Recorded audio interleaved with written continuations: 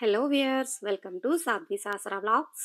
ఈ వీడియోలో కంచరపాలెంలో ఉన్న సుబ్రహ్మణ్య స్వామికి ఆషాఢమాస కృత్తికా నక్షత్రంలో జరిగిన దీపాలంకరణ హారతి చూసేయండి. ఈ వీడియో కనుక నచ్చినట్లయితే లైక్ చేయండి, షేర్ చేయండి, కమెంట్ చేయండి అండ్ సబ్స్క్రైబ్ చేసుకోండి. ప్లీజ్ సబ్స్క్రైబ్ చేసుకోండి.